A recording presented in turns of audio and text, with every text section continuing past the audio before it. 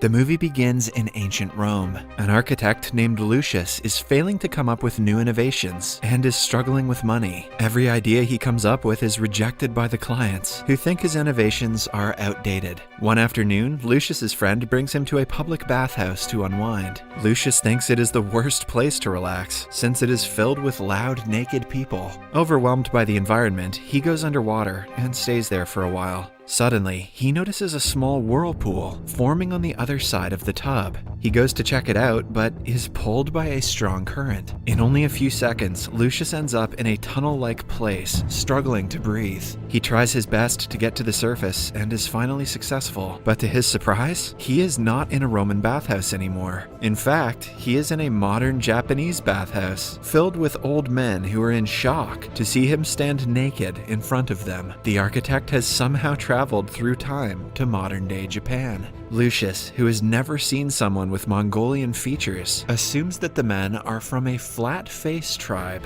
After recovering from the shock, Lucius notices that the place is more advanced than any bathhouse he has ever seen. The baskets, taps, and massaging device all blow his mind, as he regrets not thinking of these innovations himself earlier. He also accidentally enters the women's changing room and is knocked out by a screaming old lady. Then, we are introduced to a starts drawing his portrait. A while later, Lucius wakes up and is given a bottle of flavored milk. He is yet again baffled by the sweet and cold taste of it. In fact, it is so good that it makes him fall unconscious for a second time.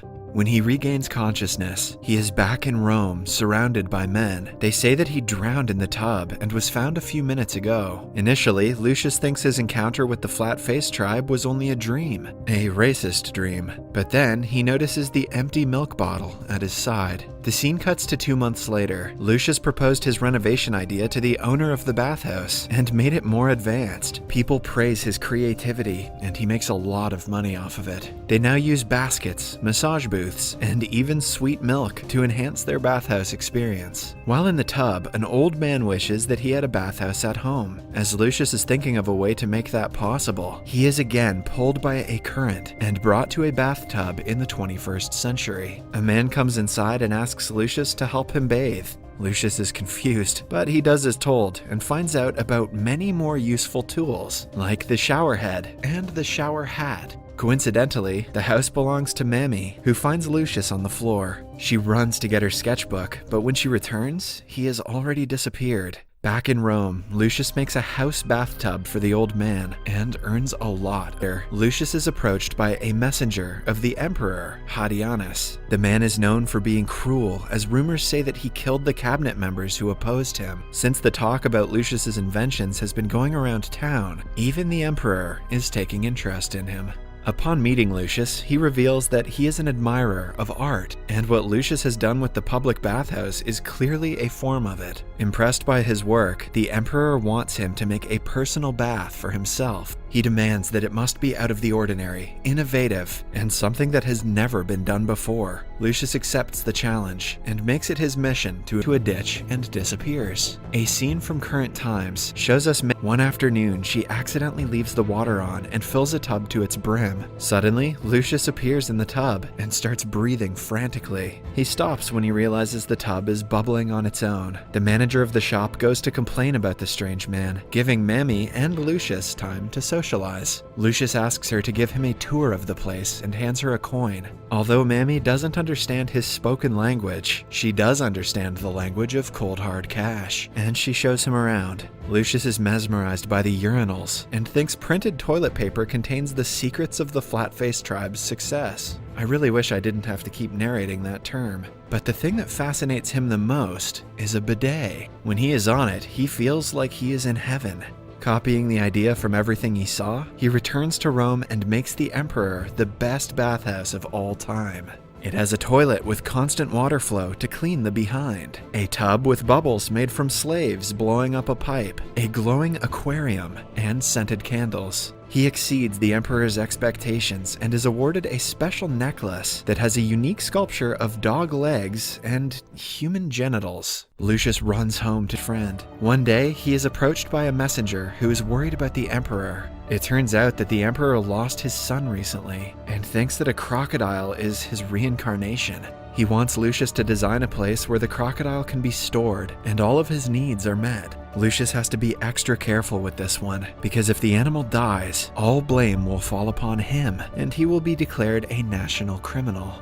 Following that, Lucius goes back to the emperor's bathhouse to check the water flow at his request, but when he enters the tub, he is pulled into the future for the third time. He comes outside and finds himself in a cage, stuck with crocodiles. It turns out he is in a crocodile sanctuary. At the same time, Mami is also at the sanctuary with a date, who she doesn't like. She tries her best to get rid of the guy and is happy upon seeing Lucius inside the cage. She brings him out and shows him around the sanctuary, forgetting all about her date. Lucius learns how to take proper care of crocodiles and their preferred habitat. Mami also takes him to learn archery to see if he is really a Roman man. He hits all the targets, confirming her suspicion. A while later, he ends up in a hot spring, which takes him back to his time. A few months later, the emperor gets a perfect place to breed his crocodile son. He has even started to treat Lucius like family, inviting him to the palace frequently. Everything is going well in the city until one day, the emperor is informed of the rebels making an attack on his troops. They are not happy with his rule and want to dethrone him at any cost. The emperor's soldiers and the rebels fight a long and hard battle that goes on for more than a year. By now, the emperor has grown old and is ready to retire. He plans to leave the throne to his nephew, Ingenious. For Ingenious' first project as the emperor, he is going to build a new bathhouse to gain the people's support. Hence, the emperor wants Lucius to help his nephew in the project. This is a problem for Lucius, because his principles do not align with Ingenious, who is arrogant and proud. Lucius knows that if he becomes the emperor, the fall of the Roman Empire is inevitable. Hence, after giving it much thought, he goes to Ingenious and refuses to work for him. Ingenious reminds him that going against the emperor is treason, punishable by death, but Lucius remains adamant. He goes to a fellow architect and begs him to take the project. However, the man is furious at Lucius for being the reason he is broke. They get into a fight, and Lucius is pushed into a wall.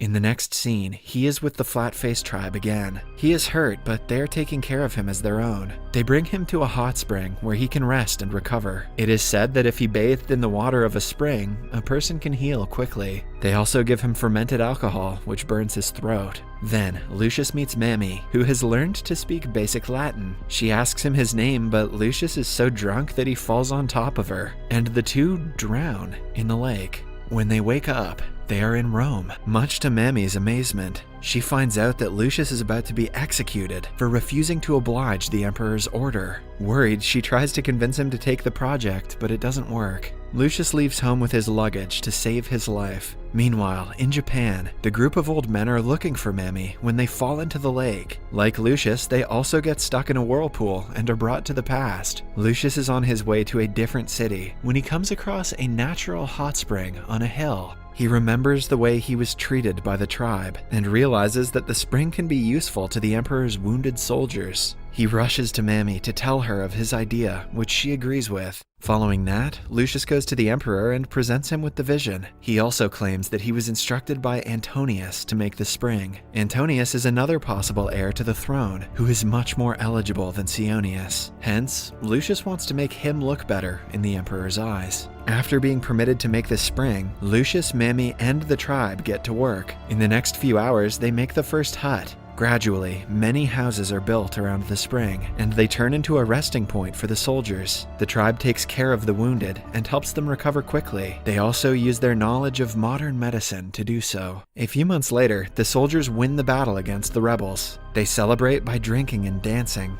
Lucius and Mami sit in private and chat for a long time. They have developed feelings for each other over the time they worked together. Lucius is the happiest he has ever been in life. That is, until the tribe suddenly disappears. Mami also starts vanishing in front of his eyes, but before she does, he tells her that there are several ways leading back to Rome. In the following scene, the emperor makes Antonius his advisor. Lucius is also awarded in front of the civilians for the bravery he showed in battle. People acknowledge that without him, they would have never won. Meanwhile, Mami has started a new life in the future. One day, she is walking through the city when she sees Lucius come out of a pond. The movie ends as they meet each other again.